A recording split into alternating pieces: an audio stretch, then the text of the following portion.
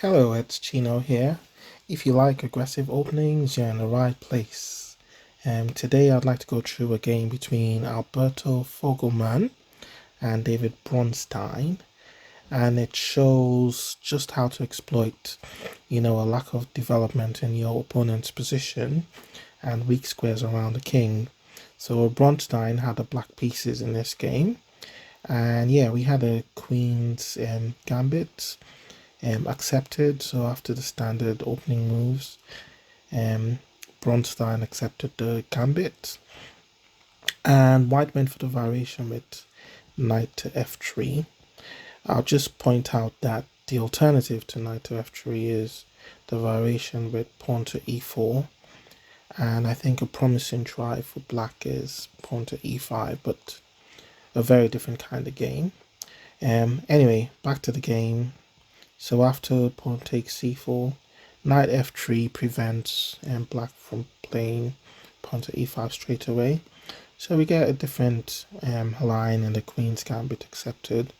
And here Bronstein went for bishop to g4. I mean, there are other alternatives there. I mean, e6 is normal, followed by knight b to d7, but bishop to g4 was his choice in the game. White develops with tempo, kind of the point of the queen's gambit. Bishop takes c4 with tempo, and now e6 from black. Now in this position, white would normally continue, with normal developing moves. I mean, a normal or one popular variation, it's knight to c3, knight b to d7, pawn to h3, bishop to h5, castles, kingside, bishop to d6, and then e4, where white usually has a small plus in the game because of his central square dominance. You can see the imposing pawns on e4 and d4. Just going back to the position after e6, Fogelman went chasing pawns with queen to b3, and I'll just quickly say that this move isn't necessarily bad. But it does give black a target, as we'll see in the game. So after bishop takes f3, and black was making the point that, well, queen b3 allows, the weakening of the squares around the white king, as we see here. So already there's a weak square on g2, you got double pawns, but this comes at the cost of a pawn, the b7 pawn, and black didn't consider playing queen to b6, which would have been a very not queen to b6, queen to c8, which would have been a very passive move, but I guess was playable as well. And so just going taking that back. So instead, black went for active play with pawn to c5. White decided to accept the challenge. Queen takes b7, and now knight b to d7, just defending the c5 pawn. And here is just worth noting the black's threatening to go pawn takes d4 if given a chance, because that would then ruin white's pawn structure. So for example, this line, if he goes knight to c3, pawn takes d4, pawn takes d4, and we see that white's riddled with this isolated pawn, double pawns here. I mean, with accurate play, white might be able to hold this, but just going back to the game. So after knight b to d7, white didn't really fancy going into this line with pawn takes d4, so played pawn takes c5. But this allows the bishop to develop with tempo, bishop takes c5, and now f4.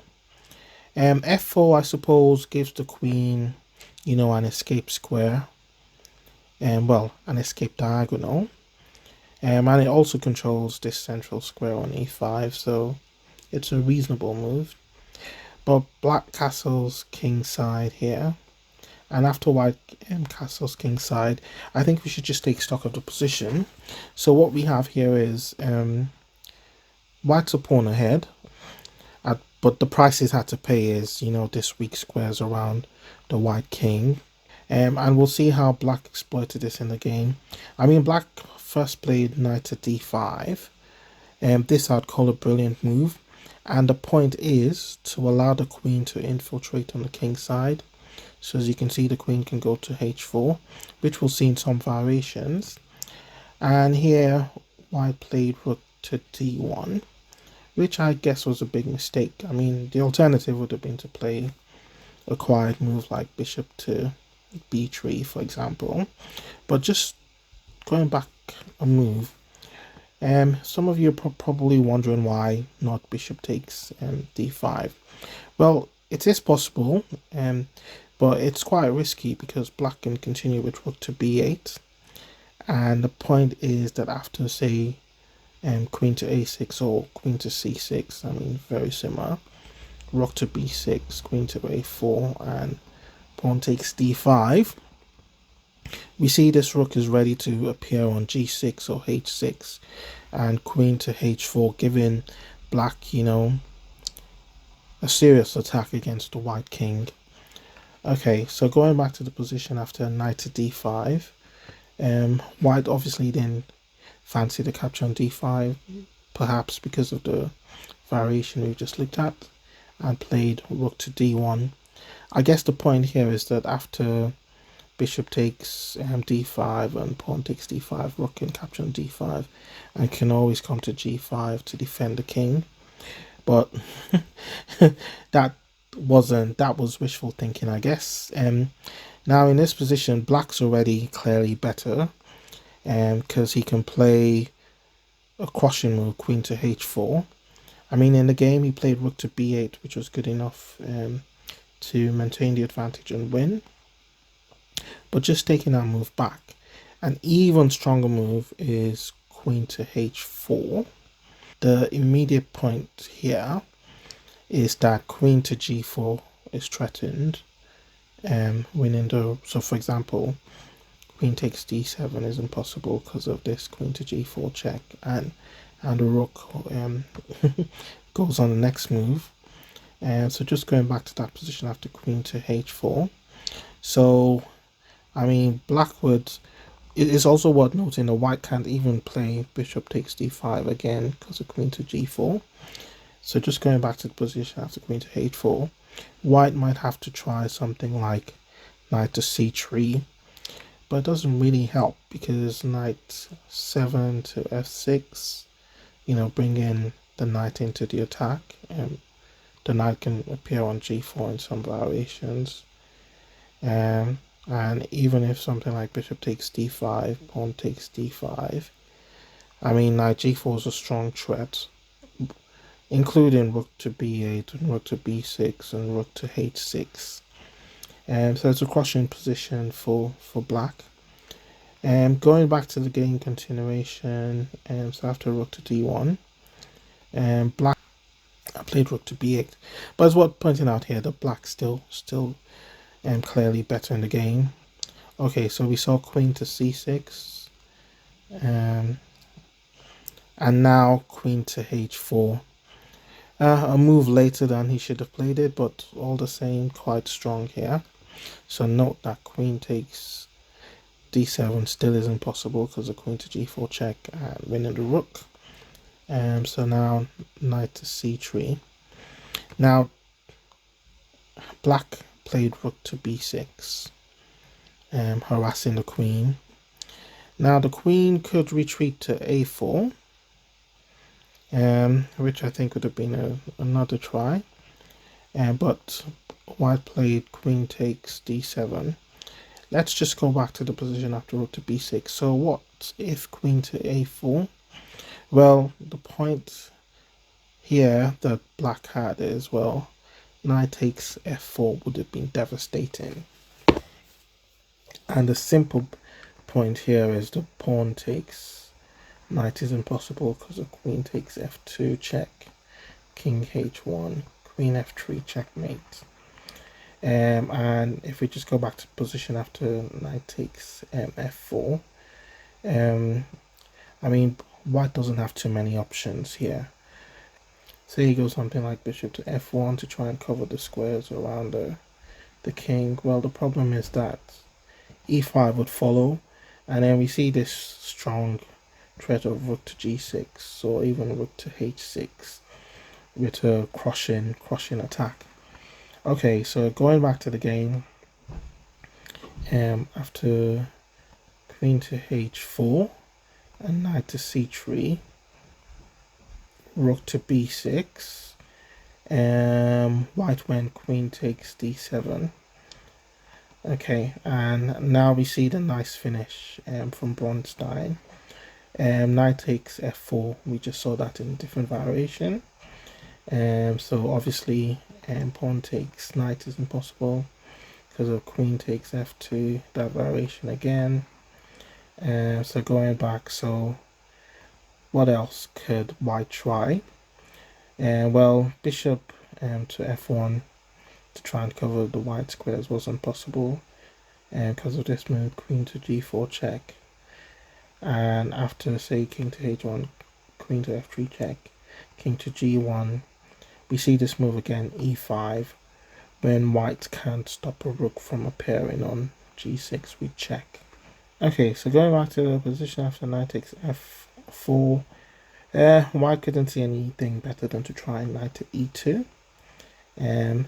But here, this allowed black to finish the game with knight to h3 check. The king went to g2.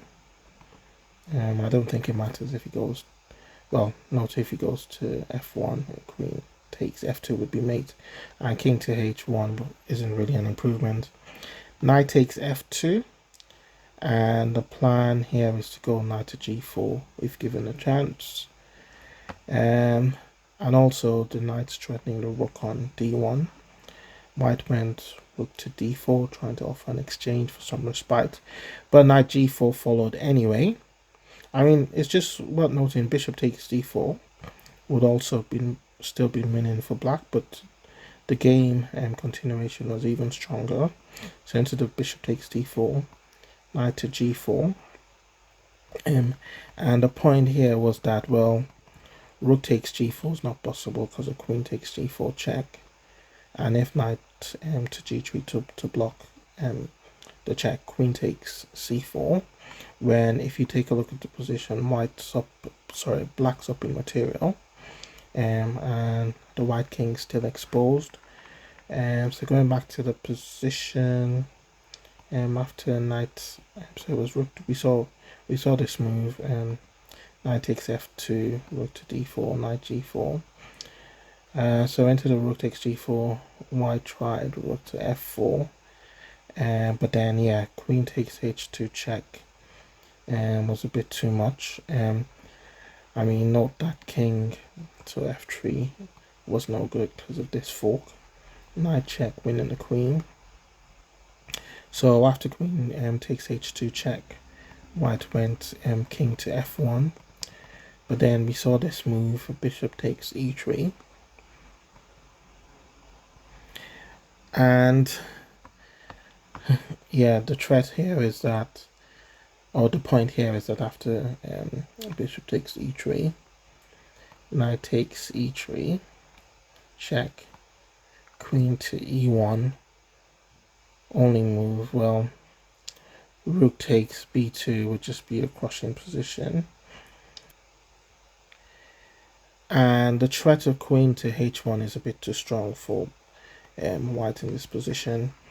Going back to the game, so after bishop takes e3, white decided to play bishop d5 to stop the queen from appearing on h1, but at the same time, I mean, the bishop is on on d5. White just kept it simple and played bishop takes f4, and in this position, white resigned. Let's see what happened if white had tried bishop to g2. Well, the point of this is that queen to h4, threatening checkmate on f2 would have been too strong to meet. And even if, say, a move like queen to d4 to stop queen to f2 mate, well, knight to h2 check, king to g1, queen to e1 would have been led to checkmate anyway. After bishop to f1, queen takes f1. So yeah, this was a brilliant attacking game from Bronstein and showed how to exploit, weak squares around the king. And yeah, some good learning points here. So yeah, if you enjoyed this, please don't forget to subscribe, and see you on the next one.